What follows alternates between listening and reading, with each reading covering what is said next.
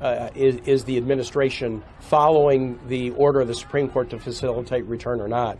We are fighting to end lawlessness, and the lawlessness of this administration in this case is to ignore a final ruling of the Supreme Court. If a president can ignore a ruling of the Supreme Court without consequence, we are on a slide toward tyranny, and Chris and I are very dedicated to stopping that slide. Yeah, if I could. Of the health care of the American people, it is outrageous that Donald Trump and congressional Republicans are trying to enact the largest cut to Medicaid in American history. They will hurt families, hurt children, hurt seniors, hurt women, hurt veterans, and hurt disabled Americans. Hospitals will close, nursing homes will shut down, and people will die. This budget that Republicans are trying to jam down the throats of the American people at the direction of Donald Trump is unconscionable, unacceptable, and un-American.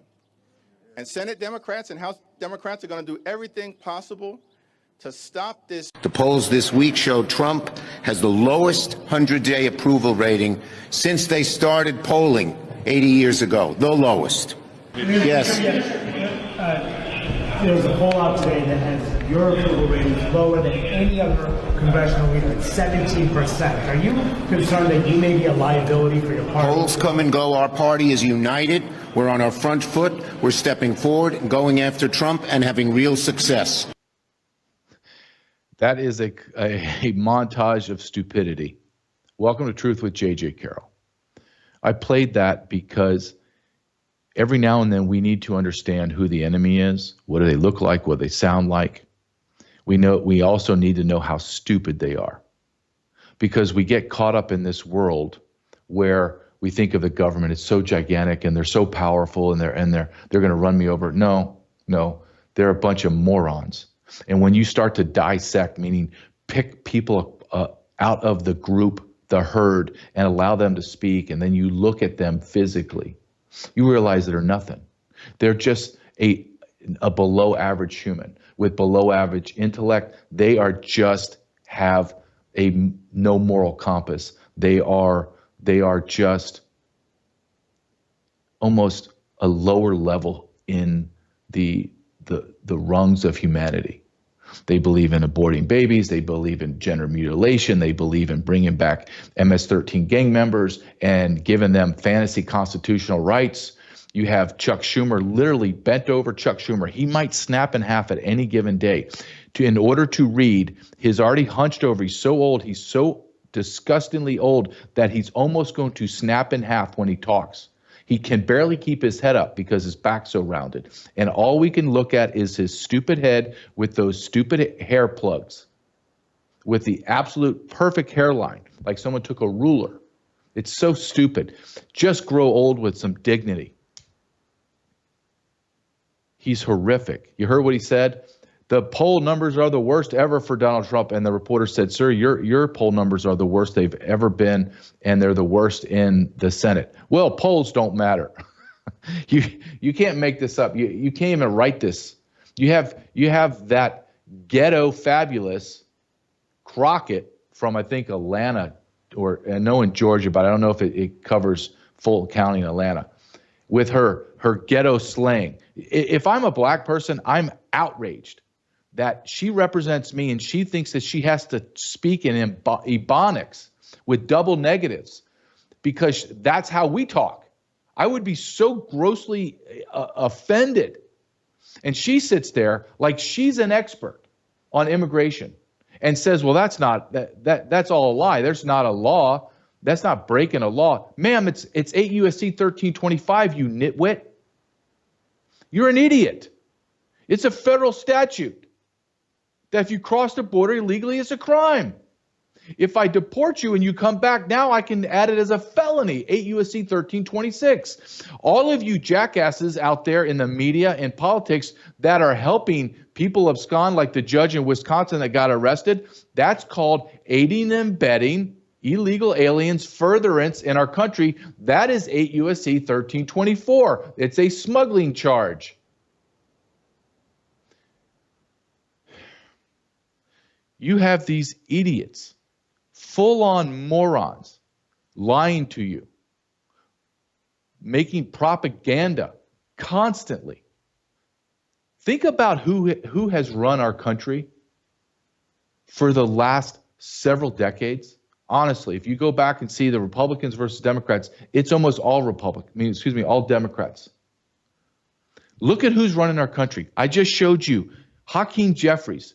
Would you hire him to be an assistant to the assistant manager of your company? No, you wouldn't. Would you allow Chuck Schumer to be the voice and making massive decisions, CEO type decisions for any Fortune 500 company? No, you wouldn't. Would you allow that idiot Kane from Virginia or that traitor Von Hollen from Maryland run anything, give you any advice? The two men that are trying to bring back an MS-13 gang member that chops people up with machetes and eats their hearts because they're satanic. And then they're going to sanction the president of El Salvador, Bukele, and tell him that you have to let your citizen that is a savage terrorist monster out of your prisons and come back to America. Who in the hell do those pasty-ass white men, those impotent, gutless Kane and Von Hollen, you want to talk about white privilege? They're trying to tell a man of color that is superior to them in intellect, determination, and courage to tell him he has to send back his people. Not American citizens, his people. And what does he do with his people that are MS-13? Well, he puts them in a camp, in a jail, a maximum jail, security prison. Can't go anywhere, can't run anywhere. I shave them. He shaves them like they're a dog. Puts them in uniforms that match and coincide to the work they're going to do. And they become self-sufficient and sustain themselves through making products, cooking.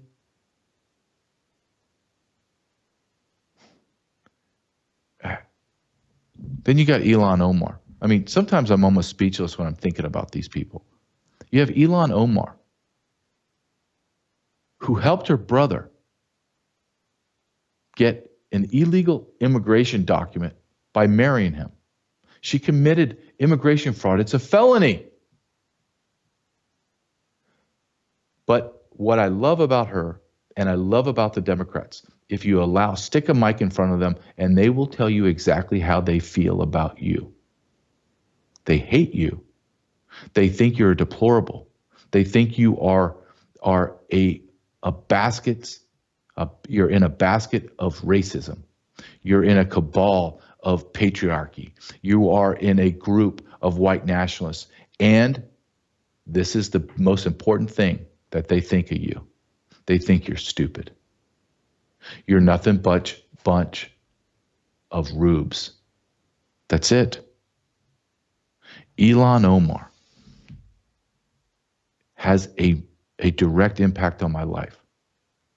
Kane, Van Hollen, Plugs, Schumer, AOC, Ghetto Fabulous Crawford. I mean, they're telling us now that Ms. Crawford is rising up in the ranks of the Democrat Party.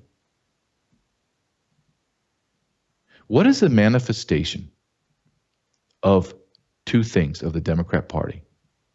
Of their stupidity and of their unrelenting corruption. Well, we're learning about it in real time because Doge is digging it all up. And I have two videos I want to show you that brings everything that I'm saying directly into the light, so you know that those men and women in our nation's capital, to include the Republicans, but as Elon Musk said, the vast majority of the fraud and waste and abuse is tied to NGOs and they're tied to Democrats. Our government is so corrupt.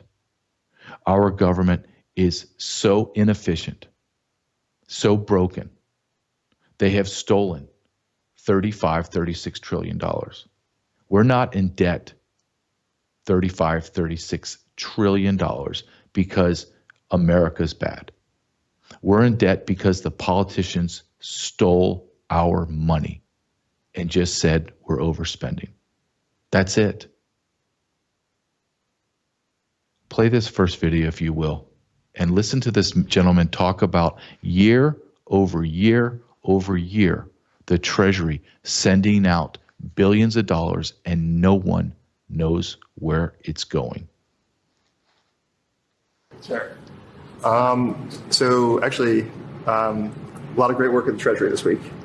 One of the crazy things with regards to the Treasury is that when a payment is made, and the computers at the Treasury actually pay about $5 trillion per year, like crazy amounts, there was formerly not a budget code on there. So if a payment was made, you didn't know actually what it was for.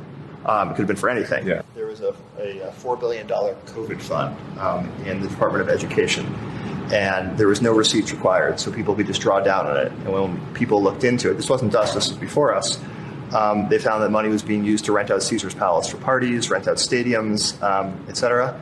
And so the one change that DOJ made with the Department of Education is we had the simple requirement that if you draw down money, you must first upload a receipt. That was the only change that was made. You must upload your receipt. And upon doing so, yes, nobody drew down any money anymore. Yes, but we didn't say that we'd check the receipt. You could send a fake receipt. You could send a picture of your dog. Anything. But as soon as we asked for anything at all, suddenly the requests were like, oh, we don't need it anymore. Huh, that's interesting. They were renting Caesar's Palace. Yes, they were like basically partying on the taxpayer money. Stadiums. Yes. Leasing stadiums. For what? For parties, basically. For parties. Yes. That's a big party. It's a big party. You'd think if you were stealing, you'd start small. They do start small. But then what happens is over the years, so generally the fraud starts out small and they try to hide it. But then year after year, if nobody stops the fraud, it gets more and more brazen. And every year it gets bigger until they're literally renting out stadiums. What's that, $1 million to rent out a stadium? Fraud in flagrante delicto, okay?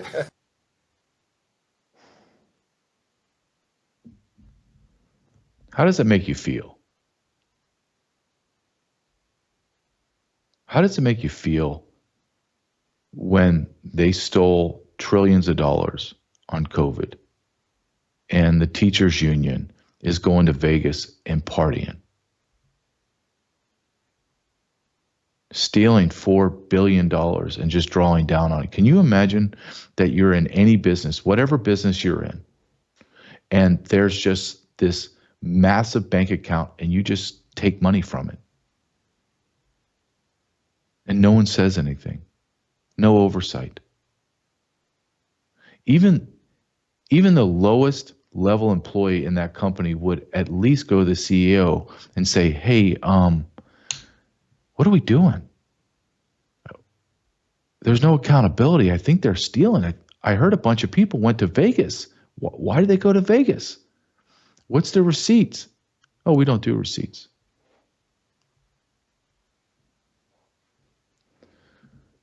This is not something that's happened overnight. This has gone on for decades. I want to put this further into perspective. Let's bring it down to our lives. What if our federal government didn't steal trillions of dollars a year, and for the last, say, 30 years of your life, or now if you're just coming out of college and you're starting your career, and you got your first annual pay stubs and did your taxes and you owe the government $12,000, $15,000.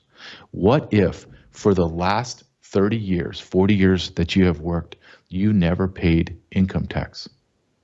And every single year you had as a college student, or you had as a first-time worker in construction or whatever your job is, for at least $10,000 a year for the next 30, 40 years that you have worked, that you would put that money in your pocket. And some years you really did great. Like you made $150,000. You were just working overtime and you were just like, I'm going to do this. And you got $30,000 back, or you didn't have to pay $30,000 in your out of your paycheck. And that was going into your pocket every month, another $2,000 to $3,000 a month on your great years. And on your lean years, where you were like, I'm just struggling, you had another $500 to $1,000 in your paycheck every month. Would make a difference, wouldn't it? It would change your financial outlook. You could have maybe bought a better house, maybe in a better neighborhood. Maybe you could have taken your kids out of the crappy schools and put them in a private school. Maybe you could have taken some of that money and gone on vacation with your family, anywhere, just to build that family camaraderie and memories. Maybe you wouldn't have had to get that second job and take you away from your family and missing sporting events and recitals, or just having time to go in the front yard and throw the baseball with your son or daughter. That's what our federal government has taken from us. That's the corruption. And do you know why they did it? Do you know why? I don't have to come up with what I believe. I just have to listen to Ilhan Omar, because you're stupid. And because they can. And because they did it at the very beginning. And as Elon Musk said, they grew. And they grew and they grew in their confidence that you're stupid and you're never going to know. Let me play one more clip from last night's Jesse Waters interview with the Doge team. And if you have not watched this, about 30 minutes long, you need to go watch it, because he interviews the Doge kids, the geeks, the IT geeks. And you know what? They're some of the greatest patriots. You watch this and you go like, dang it, man. That kid, that young man is impressive. One young man left Harvard, just dropped out in order to work for Elon Musk and the Doge team. And yet his university hates him, as he says. I've lost friends. The university staff hates me. Why? Because you're uncovering theft? What happens when Doge or Trump leaves? This is a great question Jesse Waters has for Elon. Can you play this for me, Caleb? A long-term enterprise. It's a long-term enterprise because if we take our eye off the ball, the waste and fraud will come roaring back. They can doge when Democrats get back in power. We're trying to have it be such that the funding is removed, so the grants are gone. So there's a lot of work required to restart the waste and fraud. Do these people not respect taxpayer money? I mean, there's no incentive to if you work in the government.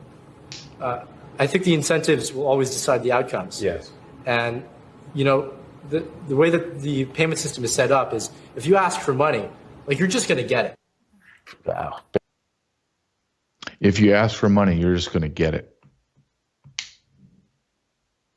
Elon Musk, he's an interesting cat, to say the least. But my God, can you question his patriotism of what he's doing? This man's not making money. In fact, this man, his schedule has to be so jam-packed, meaning he had to leave his not billion, probably $trillion businesses and do this for free. You have a President Trump that's doing this for free, doesn't collect a paycheck. In fact, has lost money. The first president in probably ever that became president and lost money. And they're the bad guys. Chuck Schumer's not. Chuck Schumer's been in Senate for 30-something years, never worked a day in the private sector, and is worth tens of millions of dollars on $175,000 a year. Explain that to me.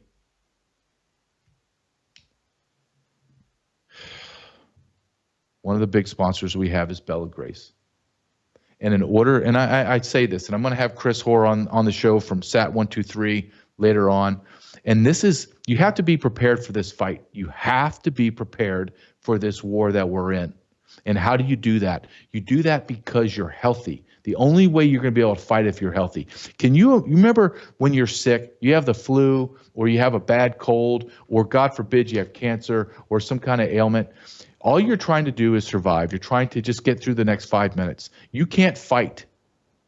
You can't fight. That's my greatest fear, is I will not be able to be ready to fight. That's why I work out every single day, and I'm ready. I'm physically ready, as well as emotionally and mentally and spiritually. But you have to get healthy. And one way that I do it is I take the elixir on Vela Grace. And it works. It's amazing, because Dr. Lucky, who is one of the founders and creators of Vela Grace, says that all your health starts in your gut. And he's right. Just the same way as Pet Club 24/7. It starts with your gut, and it works out in your immune system, and it cleans it out. And my goodness, have we not been destroyed physically from pharmaceuticals? Now we're learning, yes, there are chemtrails being spread. They admitted it. Take your power back, as Kim Yater says, and go to shopbellagrace.com/truth. Shopbellagrace.com/truth. Watch this. This is a beautiful young lady talking about the product.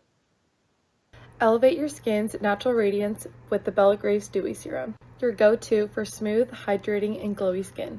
Infused with nourishing ingredients, it provides deep hydration, a soft texture, and a luminous, dewy finish. Like, come on, look at that. Whether you're at home, on the go, or heading to practice like me, Bella Grace Dewy Serum fits seamlessly into your daily routine. Glow from within all day long. Bella Grace Dewy Serum. To get your hands on this product, go to www.shopbellagrace.com/truth. Start your day with the glow that comes from within. Introducing Bella Grace Elixir, a beauty secret that nurtures your skin from the inside out. Packed with natural ingredients, Bella Grace helps collagen production, reduce fine lines, and restore your youthful glow. And the best part, Bella Grace is perfect for your busy life. Take it with you on the go wherever you go. Bella Grace Elixir. Discover the secret to timeless beauty. To get your hands on this product, go to www.shopbellagrace.com/truth. Shopbellagrace.com. I have a video I want to show you, a clip of an interview that I did with Dr. Peter Breggin. He's called, his name, or his moniker that they've given him, is the Conscious of Psychiatry. Look, I have in the vault, I think it's over a dozen long interviews now, and I have daily takes in the vault. So you can go to worldviewtube.com/JJ. That'll take you right to my vault. And I have to tell you, one of the most interesting people I have ever spoken to is Dr. Peter Breggin. Easily one of the most interesting, fascinating men that I've ever spoken to. And I'm going to actually try to fly to New York this summer and just sit down for like 8 hours and just allow him to talk, take a break. He's 88 years old. He's sharp as a tack. What he has done in the field of psychiatry, he's a leader. And I just want you to watch this clip. It's about 2 minutes long. And if you don't want to learn, you don't want to learn and be entertained, then stay away from the vault. If you want to hear people speak that are riveting about their lives and what they've accomplished and what's going on today and how it affects you, you go to the vault. worldviewtube.com/JJ. Watch this. This is one of my favorite people now that I know and have come to extremely respect, Dr. Peter Breggin. The whole works was developed by psychiatry to murder its entire patient population while continuing to replenish it. Jews were not allowed because they didn't deserve euthanasia. And it was started very quickly after Hitler took power. I originally believed that Hitler had almost nothing to do with it, but we now have other information that very early on he was in fact quietly behind it. And what the psychiatrists did was two separate things. One, first of all, they had written in 1920, a psychiatrist and a lawyer. Psychiatrist's name was Hoche, H-O-L-K-E, Hoche, H-O-C-H-E, and the lawyer was Binding. In fact, when I went to Germany with a friend of mine who spoke German, we went and looked up PhD theses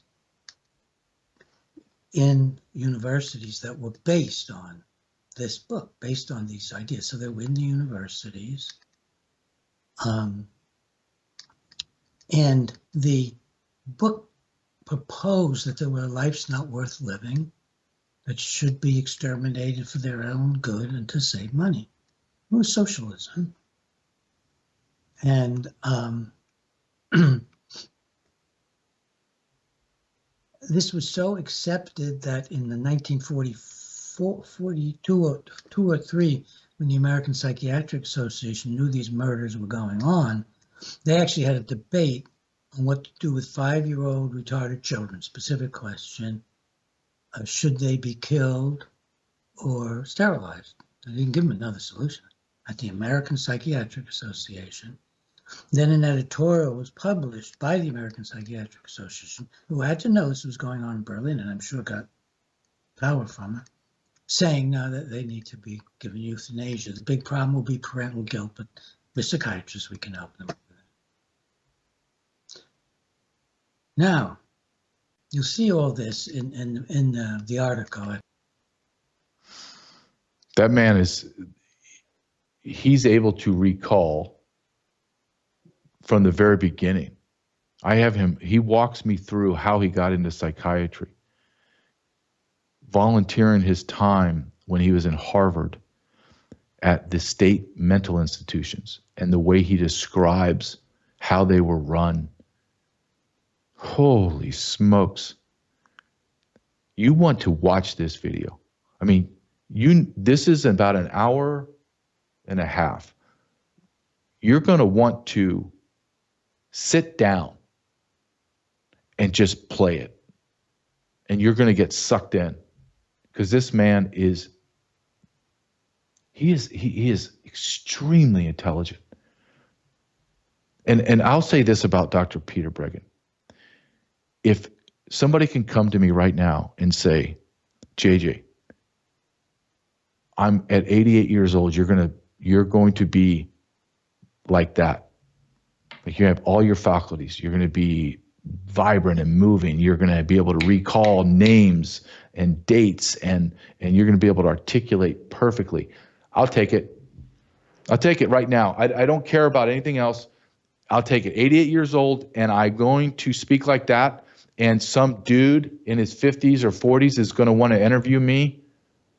Yeah, I'll take that. This man he's a treasure. Like, what he has done in his life, holy smokes. 70 scientific papers, over 20 books, multiple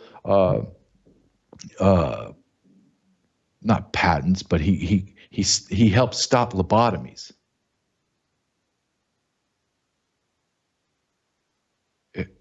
It's like once you begin to dive into Dr. Peter Breggin, you're just like, literally, I'm sitting there interviewing him, and I'm just telling myself, don't say anything. Just let him talk. You JJ, can't contribute anything to this interview. Just shut up and let him talk. Go to worldviewtube.com/JJ. That'll bring you into the vault.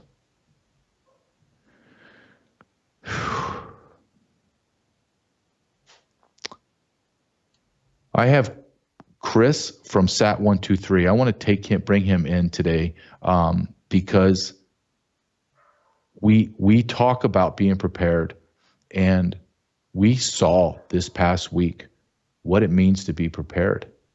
When Spain, Portugal went black, went dark. You have to be prepared. Chris, how you doing? I'm doing great, JJ. Good to be here, mate. Thanks, man. Hey, I saw this when it came out, and the first person I thought of was you. This is exactly what we talk about. This is exactly what we say be prepared for. And there's a lot of theories about what happened in Spain and Portugal, but they went dark. They had nothing, no electricity. Their whole world stopped. And when you begin to think like that, understand, well, what does that mean? Well, all the trains stopped. All the traffic had to stop because the lights went down. No one had cell tower. No one had connectability. There was nothing. It went completely dark. So I want to show you this video. And this is Grant Stinchfield from Real America's Voice. And it's about a minute long. And he has his theory as to why. And then I would just like to have you comment on the video and what you think, how precious it is to be prepared, because this easily could happen in America. So can you play this for me, Caleb, for me and Chris? Folks, we've got another massive media cover-up underway. Did you know that just a few days ago, Spain and Portugal lost total power? There was a complete blackout for those two countries. The media is not reporting on this. You go through the news feed, and it's literally days ago, and they still tell us, oh, the cause is unknown. I don't buy it. I did a little research on this. Yes, there's the possibility of a cyber attack. I think that played into it. But here's what's really interesting. Just 7 days ago, Spain touted the unbelievable feat that 100% of its energy going onto the grid was from renewable energy sources. Renewable energy, 100%. And then a few days later, the grid collapses. This is why the media doesn't want to talk about it. The reality is, solar power generation plants went down, a few of them, all at once. They weren't ready. They didn't have the backups. They didn't have the battery power. That lack of energy production going onto the grid caused the grid to shut down. That's what I'm hearing from my sources. I also believe there's the possibility that because these renewable sources were not ready or prepared, Russia, possibly China, took advantage of this, exploited it, used a cyber attack to send not only Spain and Portugal and Europe a message, but send the United States a message that if we can do it to Spain and Portugal, we can do it to the United States. You've been warned. What do you think about that, Chris? Well, look, JJ, I mean, nobody knows for sure what caused this. And what I would say would be, however they're generating power, right, whether it's from solar or it's from coal or oil, whatever it is, the point is that someone was able to get into these systems and disrupt them to the point that these entire countries went down, right?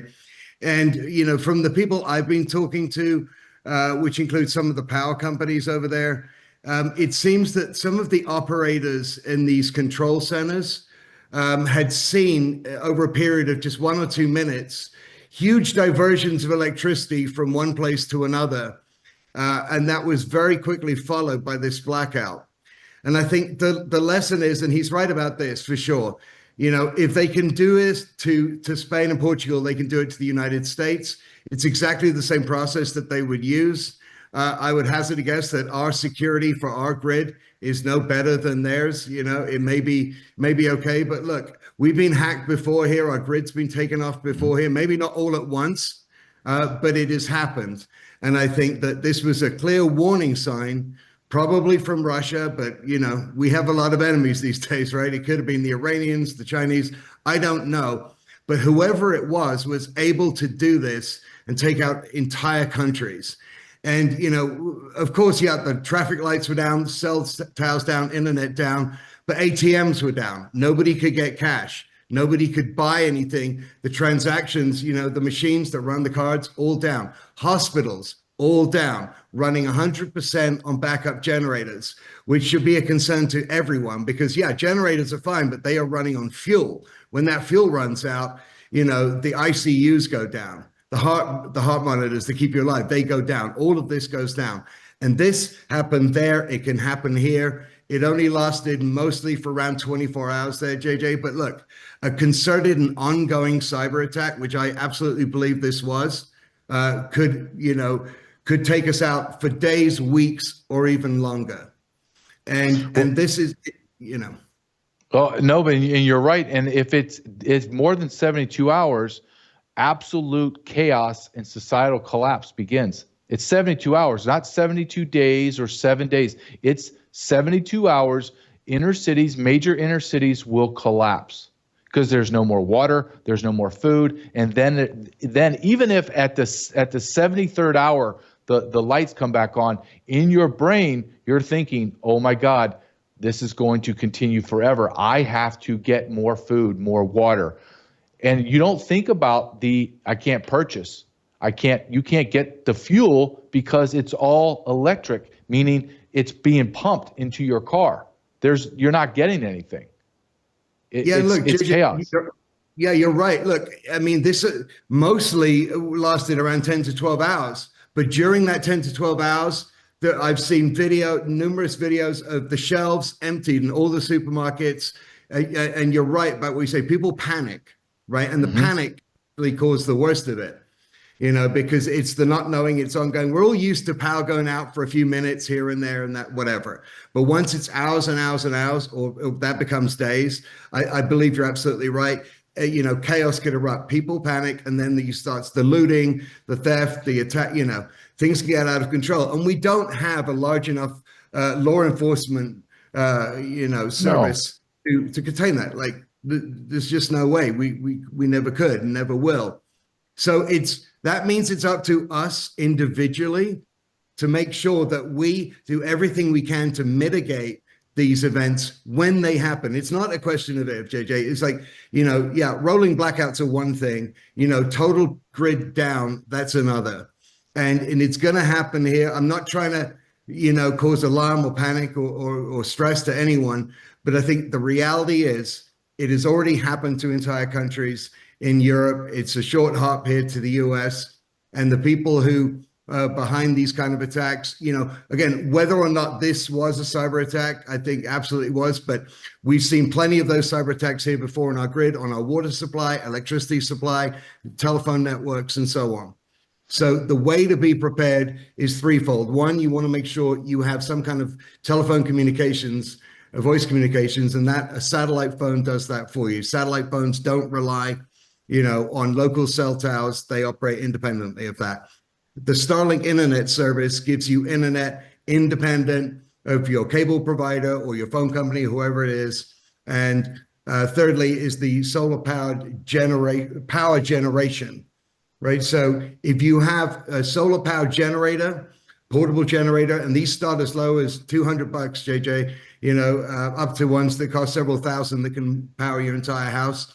But if you have that solar power generating capability, you can also power your Starlink unit and your sat phone, and that means that you will have all the power that you need to survive, and you will have the ability through that power to communicate, to be hooked into the internet, and you'll have the sat phone to be able to call whoever you need, or for anyone to be able to call you. These are not things that should be luxury items. I think these are a necessity for every single household. And the more people that have this, the more safe we are as a country, JJ, because look, if we can still communicate when the grid is down, and we can still power our houses, our fridges, our AC and so on, our lighting, then, we are far better capable of withstanding a cyber attack like this, whether it goes on for a couple of days or a couple of weeks or even months, but that is why, we need this stuff. And it is not as unaffordable as you think. It's at 123.com. You can get a free Starlink portable unit with activation. You get a free satellite phone with activation. As I said, power generators starting from just $200. We got solar panels, we got the battery banks and everything else. And I understand that money is, is tight for a lot of people right now. But look, think about the alternative of not having this, when the power goes out, when the cell towers go down. You don't want to be, that person, that family that doesn't have the ability to survive, for whether it's for days or weeks or longer, or to communicate. And it's the lack of communication, JJ, as you know, from your experience, your work experience. If you can't communicate, you don't know what's happening, right? And that's very dangerous. No, and I think it's you need it. I think you're absolutely correct. This is not a luxury item. This is a necessity, right? You need a car. You need it. It's a necessity. You need a weapon for protection. It's a necessity. It's not. I'm not purchasing a shotgun because I want to carry it around. No, I have it there for my family. I have a AR-15. I have my pistols. Well, I need a sat phone. I need to be able to communicate, because when this happened in Spain and Portugal, and I'm watching it, I'm thinking, what would happen if like my son was 3 hours away or 5 hours away at a university and we couldn't talk to each other? I couldn't get a hold of him. I don't have enough gas to drive 5 hours. How am I going to get back? Right?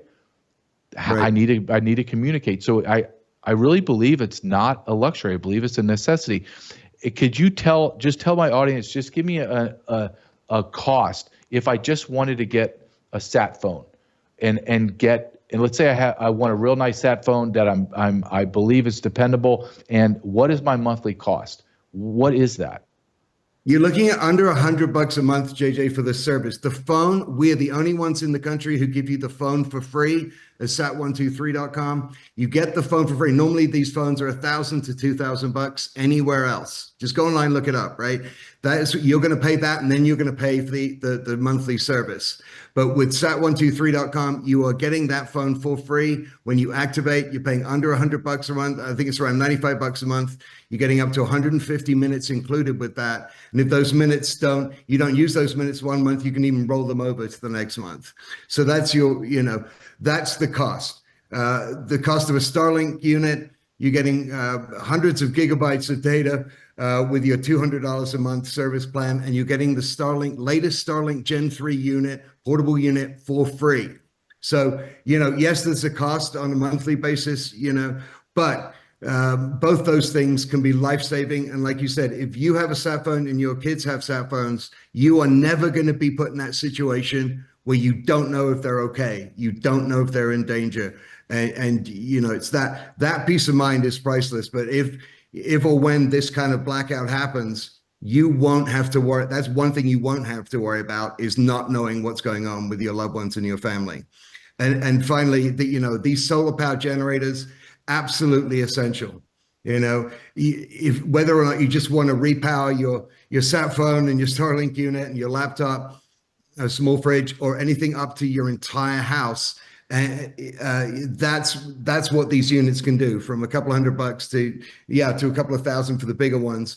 But the ability to constantly, ongoing recharge your power without having to go and buy propane every day or fuel or anything else that you may not be able to get when you have these crises. Because again, if the credit card machines aren't working, the ATMs aren't working, how are you going to buy something?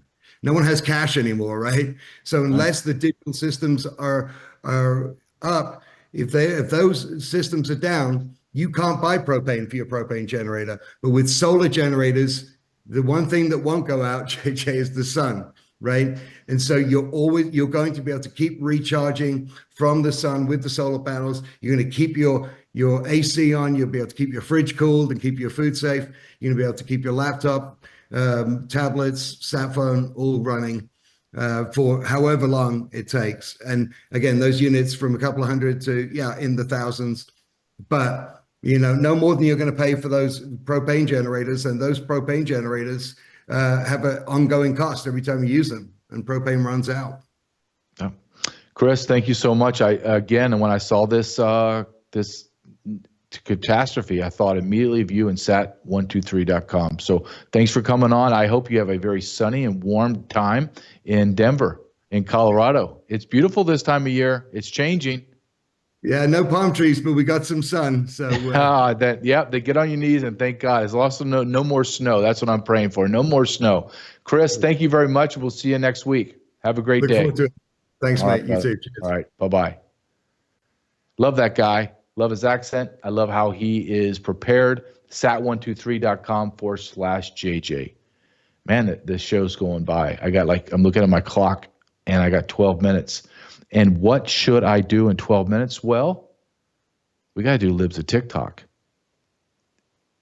And Libs of TikTok make me madly insane. I laugh. I want to cry. I scream. And then I think, am I the crazy one? Am I the ones that's, or are they crazy? I don't know. Let's find out. This one made me laugh. This is Venezuelan illegal alien gang members in the yard of their detention camp waiting to be expelled from our country. And look what they do.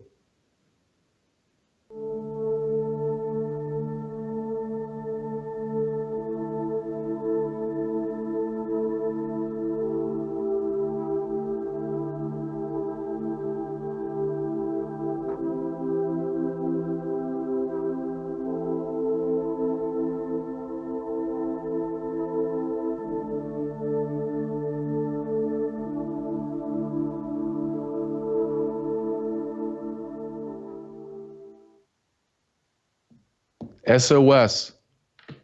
No, we're taking your sorry terrorist ass and we're throwing you back to Venezuela. And you could rape, pillage, and murder in your home country. Joe Biden will let millions and millions and millions of terrorists, soldiers, and gang members into America. Watch Tulsi Gabbard just lay it out perfectly in the cabinet meeting. I'd like to highlight just 3 of the areas where we are helping to support your leadership and your work in making America safe again and bringing about these changes. First of all, because of your designation of cartels as foreign terrorist organizations, I took immediate action with our National Counterterrorism Center to prioritize their focus on those terrorists and gang members who are trying to enter our country through legal or illegal means, and to seek out those who already are here in our country because of the Biden administration's 4 years of open borders. We've been working very closely with your great Attorney General's team at the DEA to get these known cartels into our systems, to be able to stop them at the border, and turning over names to Department of Homeland Security and the FBI to be able to find those who are already here in our country. Just the other day, we found 700 alien terrorists who have ties to MS-13, Tren de Aragua, and the Sinaloa cartel. Just yesterday, our NCTC identified almost 600 individuals with ties to other terrorists who came through our borders illegally, claimed asylum, and under the Biden administration were paroled here within our borders. You have Tulsi Gabbard. In that cabinet meeting, there were so many felony allegations against Joe Biden and his administration. There has to be arrest. Listen to what she said. Because of Joe Biden's open borders, he paroled in terrorists, gang members, soldiers. Why would your government do that? Well, because they hate you. And that sounds flippant. Well, they hate you. Well, no, it's true. Why would your government do this to you? If you don't like my conclusion, then why don't you tell me what the hell's going on? Why don't you tell me why they brought in 30 million illegal aliens in 4 years? Why don't you tell me that MS-13, TDA, over 200,000 special interest aliens / terrorists were arrested and released? Why was there 100,000 identified PLA soldiers from China allowed into America? Go ahead, explain that to me. And I'm going to show you how they hate you. This is the mayor of Minneapolis in Minnesota. He doesn't want his police officers to help ICE remove these people that Tulsi Gabbard just stated are living in America. And he's the mayor of Minneapolis. What's in Minneapolis? Well, Little Mogadishu of the terrorist nation Somalia. Connect the dots. Here's a dot to connect. Let's watch this guy. So Donald Trump just passed a few new executive orders, most notably that would require our police to work with the feds around ICE-related, immigration-related law enforcement. First, it's against the law, against state of Minnesota and municipal law, but perhaps even more importantly, it just doesn't make any sense for safety. I don't want our cops spending tons of time hunting down an undocumented immigrant that is otherwise not causing any trouble. I want them focused on stopping homicides from taking place and carjackings. I want them arresting violent offenders. Tell me this, what's more dangerous? Who's more dangerous? The guy that's murdering people, the person that's doing carjackings, the one that's committing a whole bunch of fraud, or the guy that happens to be from Ecuador who drops his kids off at daycare and goes into work a very long day and is a member of our community, hasn't otherwise done anything? I'm going with the murderer. The murderer is the more dangerous one. That's where our cops should focus their time. This is a typical liberal mental patient's explanation. The murderers and rapists are always Americans. We suck. We're horrible. And the best hardworking people are illegal aliens, and let's leave them alone. What a moron. What a gut-wrenching moron. You want to see some insanity, though, of libs at TikTok? I want you to watch this and understand how morally bankrupt, how sexually perverse the left is. This is a clip of them, I believe this is in California, voting on a bill to deny transgender men from being in women's prison. They are putting transgender men that just say I'm a woman, they're not transgender, they have all their genitalia. They're putting them in lockdown rooms with females. So you're a woman prisoner, you're going to go to jail, and there's a man, and they're shocked that these women are being raped and impregnated. Well, how's that happening? That chick is in a cell with another chick. How can she get impregnated? I don't know. Maybe it's like the Virgin Mary. Maybe the Holy Spirit came down and impregnated her. You see these people, how sick they are? Go ahead and play this one, Caleb. Good morning, Erin Friday of Our Duty. We oppose unless amended. SB 337 needs to address the elephant in the room, trans-identified males in women's prisons. You cannot slap a Band-Aid on a gaping wound. To decrease sexual assaults of inmates, one must address all of the risk factors. I respect that Senator Menjivar recognizes that inmates should not be subjected to sexual assaults, that predacious guards and contractors should not use their authority to punish inmates above and beyond their sentences. But why? Why are you ignoring the threat that should never have been? The threat of men who believe that they are women able to physically and sexually abuse these females. This threat is 24 hours a day, 7 days a week, and for some females, the rest of their lives. A public records request revealed that 1 in 3 male inmates seeking to transfer to women's facilities are registered sex offenders. 45 males are currently locked up with females.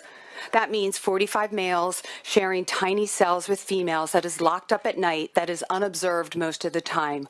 45 bodies that can overpower the average woman. 45 males that roam freely in the yards. 45 males that can cause immediate fear in the female population. 45 males that will soon be 1,000 if all of them who are asking to be transferred are transferred. The hypocrisy of SB 337 without addressing the full panoply of known dangers must be called out. Vote no on SB 337 unless it's amended to include the trans-identifying males. Just for the record, I don't subscribe to the view that we should somehow not protect folks from sexual violence by guards unless we also target and demonize trans people. I don't subscribe to that. I think it's ridiculous, and so I moved the bill. That dude just heard a woman say that the vast majority of the men they're putting in women's prisons are sexual predators. And that guy is with his hand. I don't think, yeah, you know what, man? We've all had it with you. We've all had it with all your types of people. We've had it. I can't leave the libs of TikTok without showing. I mean, these are millions. They're not millions. There's literally thousands of libs of TikTok videos like I'm going to show you. But this is, and I've said this before, this video I'm going to show you, it's like maybe 20 seconds. This isn't an anomaly. This isn't just one person out of millions. This is the left. And there are millions of these people. So when you watch this video, understand, I'm not talking about this deranged lunatic. The scary thing is there's millions of these people. Millions out of our 350 million here in America. Watch this. You should feel guilty. You should feel guilty for what you did. You should have regrets and regrets and regrets and cry and feel guilty all the time. But you don't. You don't. And you know what that means? That means that you're a sociopath. Swear to you, millions of those people. I have a video I'm going to show. I'm running out of time, but I want to show this video. And it's a video to remind you why we voted for Donald Trump. Can you play this one, Caleb? It's the very end. Let me just, he wants to be a tough guy. A lot of times you'll have, and it doesn't work very well with How tough is it to take a property from an elderly woman? Let me talk quiet. How tough is it? A lot of times,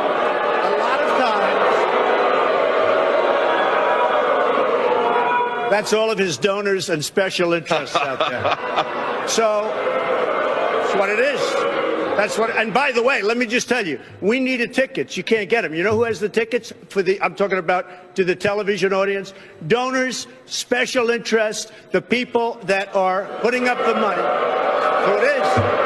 The RNC told us we have all donors in the audience, and the reason they're not loving me, the reason they're not loving me is I don't want their money. I'm going to do the right thing for the American public. I don't want their money. I don't need their money. And I'm the only one up here that can say. That's why we voted for him. That's why we love Donald Trump. Because he doesn't care about their love and their adulation. And he despises them as much as they despise him. And they despise him because they hate us. Get on your knees. Say a prayer for Donald Trump. We need him and men like him to secure the greatness of America again. Have a great weekend.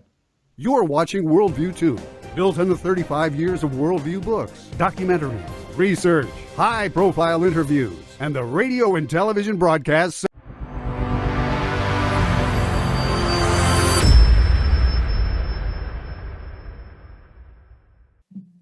Welcome to Technocracy News with your host, Patrick Wood. I'm your co-host, Logan House. Today, we're going to be going over the technocracy movement in the 1930s wanted to merge the U.S., Canada, and Greenland. Next, we will have Sam Altman launches iris scanning orb in the U.S. And this is a longer one, Patrick, so we'll spend a lot of our time here on this one. How are you doing? I think so, exactly. Well, yeah, this first article is really interesting because it's written by a journalist who works for The Conversation. This is a left-leaning publication, and I think we've talked about this before, The Conversation in particular, but they apparently get technocracy. This is amazing to me that the left at this point gets technocracy better than the rest and people on the right. And this image at the top that appeared in their article, and you look through the article and you see all this stuff about technocracy. Like at the top, it says this is a movement that wanted to merge North America into one nation and extend its borders as far as the Panama Canal. It might sound incredibly familiar. Yes, it does. But this group called the Technocracy Movement was a group from of 1930s nonconformists, but with big ideas on how to rearrange U.S. society. It's interesting. They use this term nonconformist. Well, these were actually engineers, top engineers and scientists at Columbia University. They weren't really necessarily nonconformists, right? But nevertheless, they get the whole thing. They talked about Canada being a really big in the technocracy movement in that day, and you see this section in the middle of it. What did the technocrats want to get rid of? Well, they got that right as well. That talks about the movement was an educational and research organization that advocated for a fundamental reorganization of political, social, and economic structures in the U.S. and Canada. Now, is this exactly what we've been talking about today? I ask you. Yeah. This is exactly what's going on today, right? Yeah, and it seems like this is kind of a pattern growing that more of the maybe leftist or progressive outlets are talking about technocracy more than the right wing or MAGA influencers. Exactly. And I can almost tell you why at this point. This is my theory, because the progressive movement, that would include all of the Marxist elements as well, socialist, communist, Marxist, whatever, and probably even some other left-wing ideologues that never heard about communism in the first place. But nevertheless, I think what they're picking up on is the hatred that the technocracy movement had against Marxist and communist in the 1930s and 40s. And this is spilling over. I think they're getting the argument that the Marxists leveled against technocracy in the 30s and 40s, that basically they wanted to remove man from the equation altogether. So when you're left with no masses to control and no political system to control it, baby, you're out of business. You got nowhere to go, right? This is exactly what they said back in the 30s and 40s. So I think this thought is reoccurring to modern progressives. That technocracy, if it's successful, is going to remove man and mankind from the equation of governance, putting it into a scientific dictatorship where it's going to be controlled by algorithm and a few people at the top. There's no room for progressives at that point. There's no room for socialism. There's no room for communism. Nothing like that. And I think this is what they're picking up on. Yep. Honestly. Yep. And a lot of the right wing or, Republican side, they don't want to talk about it because they don't want to criticize Trump, or they don't want to even think about comparing it to Trump or what he's doing. Exactly. And, it's really not about Trump. We kind of deify him in that sense that we all blame Trump for all this. Well, you could do that. A lot of people will in the end, but that's really not what this is all about. They've propped up Trump to take the fall eventually to be the monarch of the United States. That may or may never happen, but he might get thrown under the bus somewhere along the way as well. But the technocrats that are backing this whole system at this point, that's what we need to focus on. Yeah, the people that are behind Trump, that are in the administration or that somehow got there. But, I mean, maybe Trump didn't he really thought they were going to do a good job and doesn't know about this, but I don't know. Well, I know exactly. I'll tell you what, the first time that Peter Thiel got his hooks into Trump, that was before the last or his first administration. Peter Thiel has been right at he was he was the vanguard of the tech bros, I think, and he's probably the leader of all of them as well. And but he was back with Trump at the very beginning of the first administration, and you can see his influence back then, but not largely like you do today, where basically all of the tech bros have come into the administration at this point.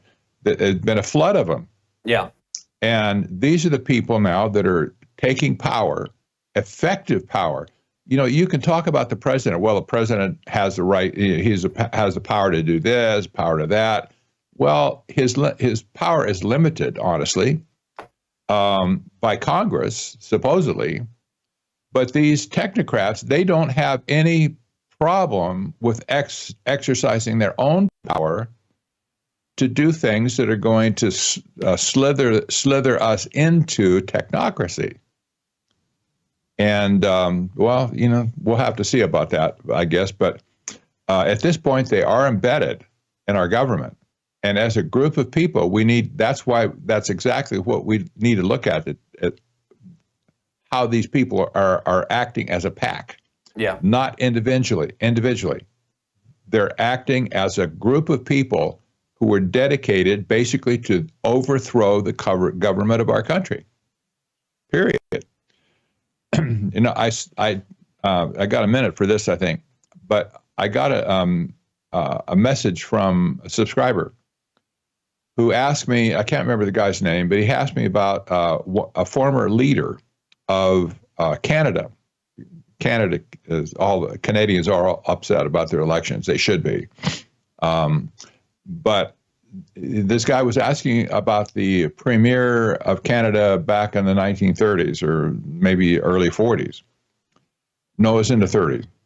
And he said, does this guy have any relation to, was he a technocrat? You know, I looked him up. I have a new piece of trivia, and I'll maybe expose it in an article soon. But not only was this guy not part of the technocracy movement, but he was the one that spotted them as being subversive to the government of Canada, and that's why they outlawed technocracy movement for 2 years in Canada outright. There's a ban on the whole thing, and this was the guy that kicked him out, basically, right? Yeah. Well, hats off to him. He saw the handwriting on the wall. He said, you're not going to do this to us. You know, you're going to flip us into this North American technate, and you know that you're going to get rid of all politicians and just basically run everything by scientific dictatorship. No, we're not going to do that. So they basically just they fired them all. And interestingly, that was what broke the back of Joshua Haldeman. That's Musk's grandfather. He was in the middle of that when it was banned, and he almost got thrown in jail. I'm sure he was sore displeased with Canada at that point that he had to fight that whole thing, and when that fight was over, he left for South Africa. So I'm done with you people up here in Canada. He went to South Africa. That's where he had Elon Musk's father, and that's where Elon was born as well. Wow. So they basically ran Elon's grandfather out of Canada. That's basically it. I mean, they didn't say that, but you know, the history books are pretty clear. He was disgruntled at that point because he had so much hassle in Canada, and whatever, you know, he just wanted to go on with his life, I guess. And he was kind of an odd bird anyway. He was like an adventurer. He loved to be an adventurist. You know, he liked to fly his plane all over the place and land in odd places around the world. You know, so okay, he's well, I don't know what you call a person like that, but they're given over to adventure, whatever that is. Maybe he thought it's gonna. He was doing that. Now Elon's flying rockets and trying to land on strange places. I know that The fruit doesn't fall far from the tree. Yeah. Well, while we're at a break, we'll be back here in just a few minutes.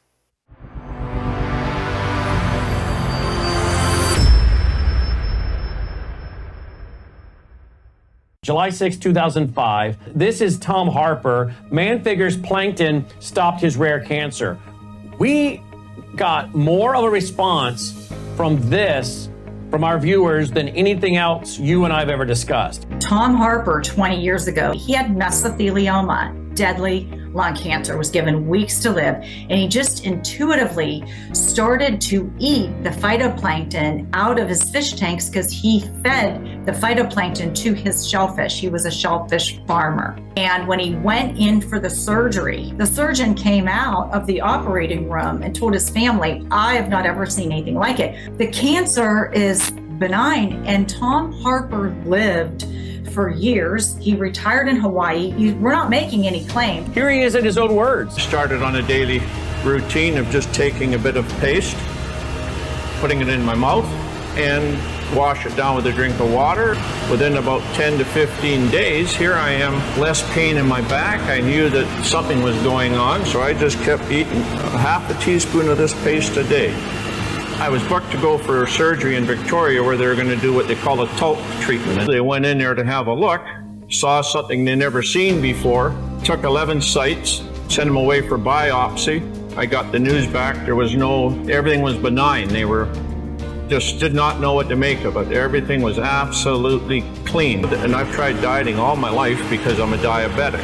If it's a coincidence or not, I don't know. My blood sugar started dropping. My weight started falling off. Here I am, no longer requiring insulin, and I was taking 88 units a day of insulin. I can eat just about what I want in moderation, and I have no elevated sugar levels, and I feel fabulous. People, you hear the word cancer, and they want you to be instilled with fear. Cancer is nothing but a profound failure of the immune system. And what happened with Tom Harper is the phytoplankton is microscopic. It's God's microscopic food. And the Gatatana is the most nutritionally comprehensive strain of phytoplankton in the world. David Hunter studied phytoplankton for 20 years because he worked for Tom Harper, and he was there in person and witnessed Tom's recovery. It's about getting pure nutrition inside your cells. And what happens, your body balances again or goes back to homeostasis.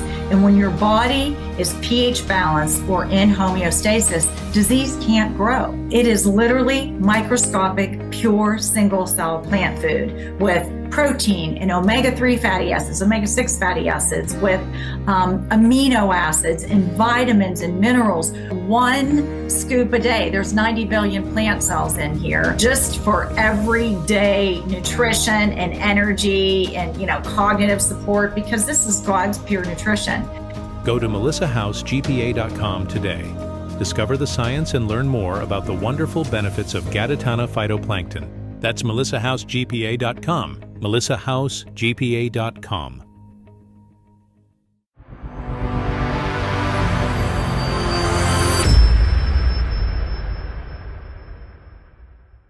Welcome back to Technocracy.news. The next story we have is Sam Altman launches iris scanning orb in the U.S.